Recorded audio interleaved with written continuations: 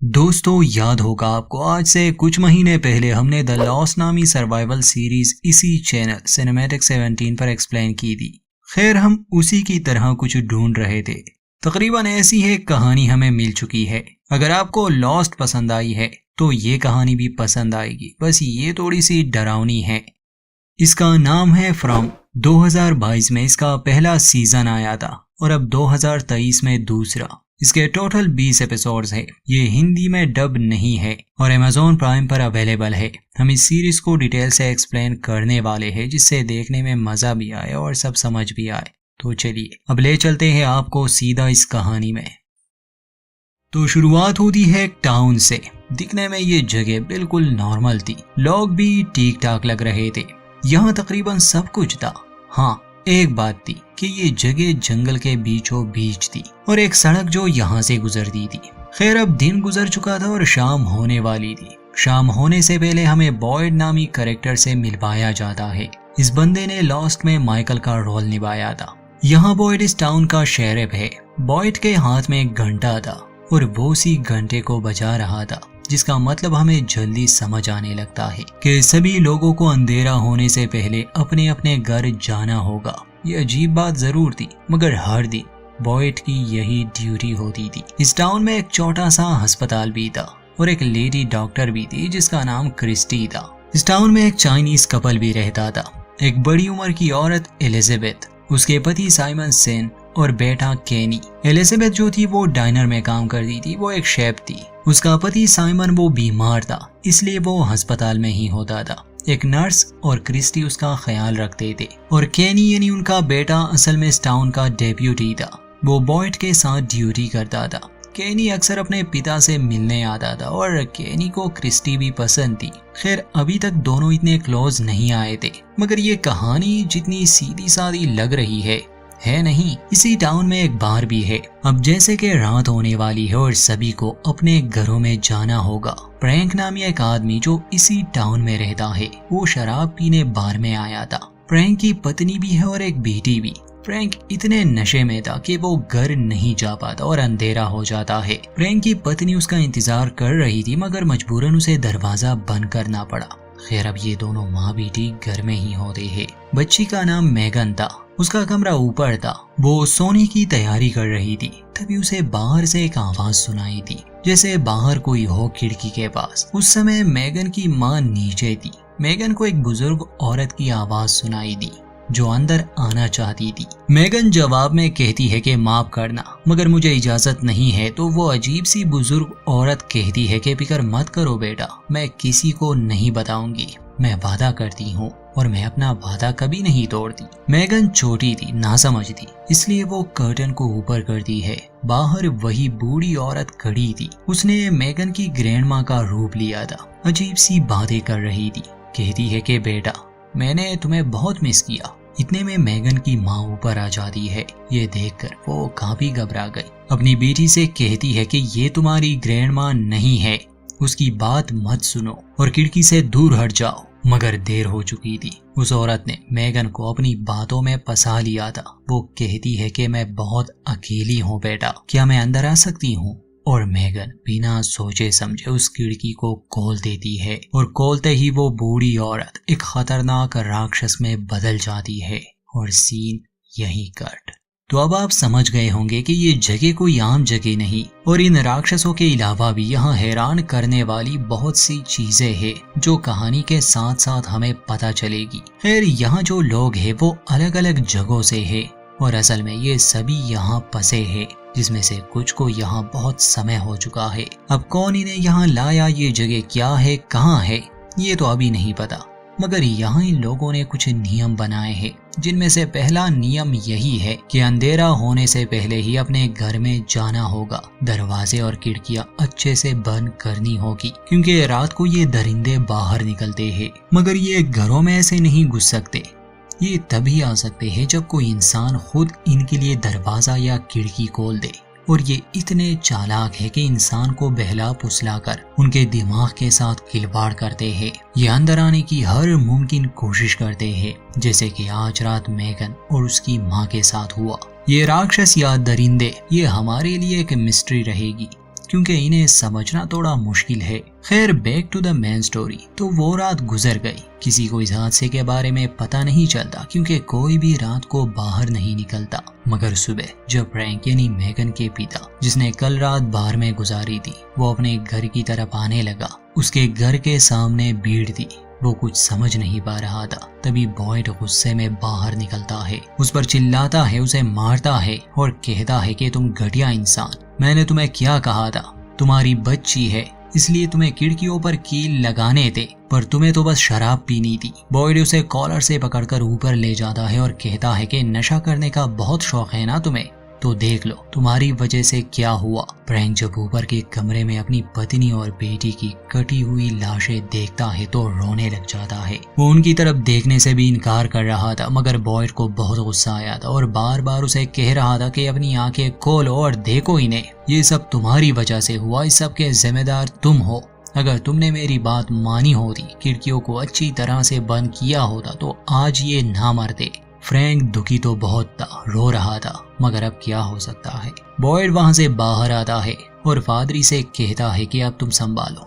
ये फादरी भी कहानी का अहम हिस्सा है। अब जैसे कि हम जान गए कि यहाँ खतरा किस चीज से है और ये भी कि ये सभी लोग यहाँ फंसे हैं, ये यहाँ से नहीं निकल सकते।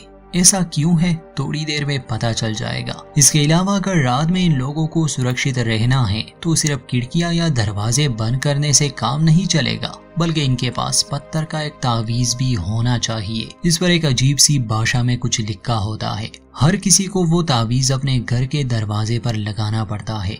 हमेशा से ऐसा नहीं था, ये लोग ऐसे नहीं रहते थे, क्योंकि अक्सर जब यहाँ कोई फंस जाता उसे तो पता भी नहीं होता था कि रात को ये दरिंदे निकलते हैं। ये मिलजुल कर नहीं रहते थे, बस जिंदा रहने की कोशिश करते थे। मगर जब बॉयड आया उसने सबको एक किया और ये टाउन वाला सिस्टम बनाया।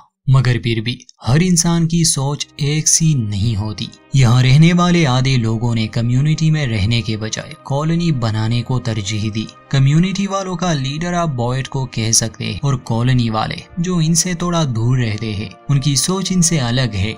वो एक आजाद जिंदगी गुजारते हैं। उनकी इंचार्ज डोना नामी एक औरत है और वहाँ पर बॉयड का बेटा भी है। अब ऐसा क्या हुआ होगा जो ये लोग यहाँ दो ग्रुपों में बंट गए, ये तो आने वाली कहानी में पता चलेगा।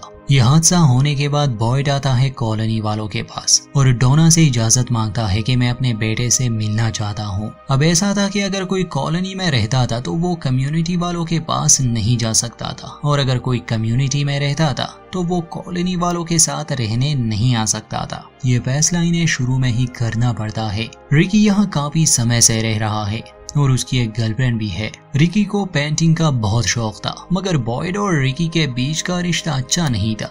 अब कुछ तो हुआ था जिससे रिकी अपने पिता की शक्ल देखना नहीं चाहता था, और ऐसा क्या हुआ था वो भी बाद में पता चलेगा। खैर बॉयड रिकी के पास आता है और उसे हादसे के बारे में बताता है कि फ्रैंक की पत्नी और बेटी की डेथ हो गई है। अच्छा यही होगा कि तुम फ्यूनरल पर आओ। रिकी कुछ नहीं कहता और बॉयड वहां से चला जाता है। अब हम कहानी के कुछ अहम लोगों से मिलने वाले हैं।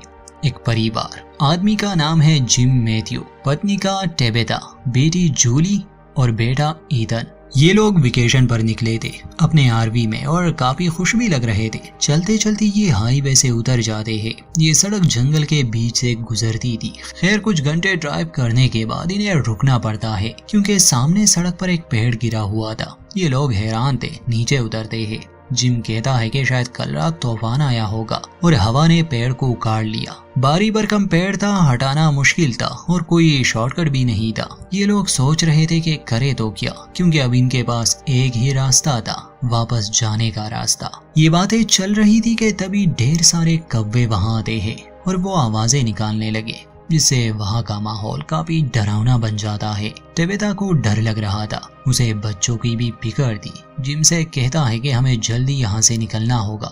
टेबेता की बात मानकर जिम गाड़ी में बैठता है और वापसी का रास्ता अपनाता है। मगर ये कोई आम हादसा नहीं था। कई घंटे गुजर जाते हैं मगर ये लोग हाईवे नहीं पहुँच पाते।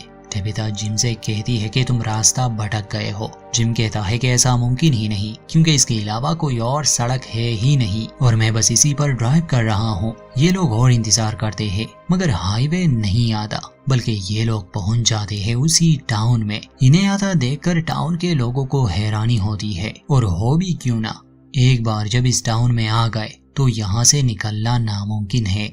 जिम के परिवार को अभी इस बात का अंदाजा नहीं है, मगर टाउन के लोगों को था। ये देखते हैं कि वहाँ फ्यूनरल चल रहा है फ्रैंक की पत्नी और बेटी का। जिम बाकी सबको गाड़ी में रहने का कहता है और खुद नीचे उतरता है ताकि किसी से रास्ते के बारे में पूछ सके। बॉयड अपने लोगों को कहता है कि जैसे हमने नियम बनाए हैं, तुम में से कोई भी उनसे बात नहीं करेगा। फ्यूनरल खत्म होने के बाद जिम टाउन के लोगों से बात करने की कोशिश करता है, मगर हर कोई उसे नजरअंदाज कर रहा था। जिम और उसके परिवार को ये बात बड़ी अजीब लगती है, मगर तभी बॉयड आता है और पूछता है कि क्या मैं आपकी कोई मदद कर सकता हूँ। जिम उसे कहता है कि हाँ, बस हमें हाईवे का रास्ता दिखा दे। बॉयड पूछता है कि तुम्हारा परिवार भी साथ है। जिम हाँ में जवाब देता है। बॉयड उसे कहता है कि बस सीधा चलते रहो और तुम खुद देख लोगे।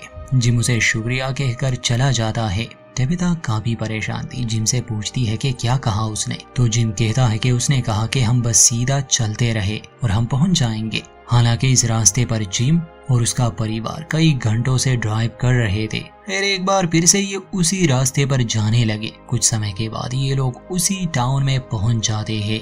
इन्हें तो यकीन ही नहीं आ रहा था। टेबिथा जिम पर गुस्सा करती है कि कहीं ना कहीं तुमने यू टर्न लिया होगा। भला ऐसा कैसे हो सकता है? जब हम आगे जा रहे हैं तो ये टाउन तो पीछे रह जाना चाहिए। जिम को पूरा यकीन था कि वो बिल्कुल सीधा ही जा रहा है। दोनों की बहस शुरू हो जाती है। जिम रुकता नहीं और तीसरी बार वो उसी टाउन में आ जाता है। अब तो सभी का दिमाग खराब हो रहा था, क्योंकि ऐसा पॉसिबल ही नहीं था। ये लोग अब काफी घबरा जाते हैं। टाउन वालों को तो पता था कि चल क्या रहा है, मगर वो इनकी कोई मदद नहीं करते। टाउन में रहने वाली सेरा की इन पर नजर थी। जिम अब भी ड्राइव कर रहा था। खैर, टाउन से थोड़ा दूर जाने पर उनके सामने एक गाड़ी आ जाती है। टेबिथा कहती है कि हमें इन लोगों से पूछना चाहिए, मगर बजाय इसके कि ये लोग वहाँ रुकते, उनसे पूछते, उसी कार से इनका एक्सीडेंट हो जाता है। इनकी कार भी उलट जाती है और संभालते ही जिम अपनी पत्नी और बच्चों को आवाज देता है। टेबिथा और ईथन तो बेहोश थे। जूलिया ठीक थी, बस वो काफी घबराई हुई थी। जिम बुरी तरह से फंसा था और ईथन के पैर में एक रॉड जा चुका था, जिसे देखने के बाद तो जूलिया की तबीयत खराब होने लगी। हमें वो दूसरी गाड़ी दिखाई जाती है। उससे एक आदमी बाहर निकलता है जिसके सर पर चोट आई थी। टाउन में बॉयड और केनी आरवी के लिए ट्रैप सेट कर रहे थे ताकि वो लोग रुक जाए। उन्हें दूसरी गाड़ी के बारे में कुछ नहीं पता था, मगर वो जख्मी लड़का लंगड़ाते हुए वहां पहुंच जाता है और उन्हें एक्सीडेंट की खबर देता है। मुसीबत ये थी कि अब शाम होने वाली थी और अंधेरे में क्या निकलता है वो तो अब हम जानते हैं। बॉयड केनी से कहता है कि तुम इसे जल्दी हॉस्पिटल ले जाओ, क्रिस्टी के पास। मैं उन लोगों की मदद के लिए जा रहा हूँ। इसे वहाँ पहुँचकर तुम भी आना और अपने साथ कुछ लोगों को भी लाना, खासकर क्रिस्टी को। जिम की हालत बुरी थी, वो खुद को निकाल नहीं पा रहा था। बॉयड एक्सीडेंट वाली जगह पर पहुंचता है तो देखता है कि उस दूसरी गाड़ी में एक और आदमी भी था। उसका नाम जेड था। जेड ने किसी तरह की ड्रग भी ली थी और एक्सीडेंट की वजह से उसके दिमाग पर असर भी हो चुका था। इसलिए बॉयड उसे वही कार के साथ हैंडकप्स लगा देता है ताकि वो कहीं जाए ना, और खुद आरवी की तरफ भागता है। जिम से कहता है कि देखो, घबराओ मत, मैं तुम्हारी मदद के लिए आ गया। और भी लोग आने वाले हैं। अब मैं आहिस्ता से आरवी के अंदर आऊंगा और तुम लोगों की मदद करूंगा। ये सुनकर जिम को राहत मिलती है।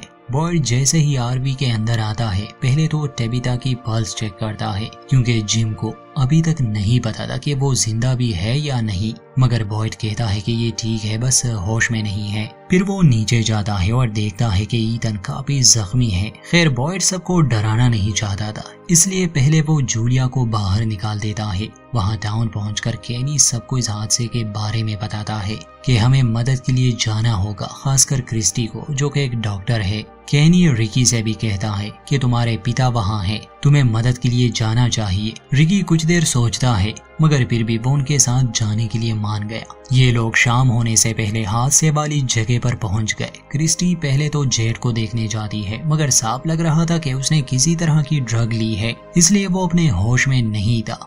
जेड जिसे भी देखता कहता कि तुम कितने खूबसूरत हो। जेड के दोस्त को वहाँ हॉस्पिटल पहुँचाया गया था। सेरा नामी वो लड़की, वो कुछ तो जानती थी, इसलिए वो वहीं पर थी।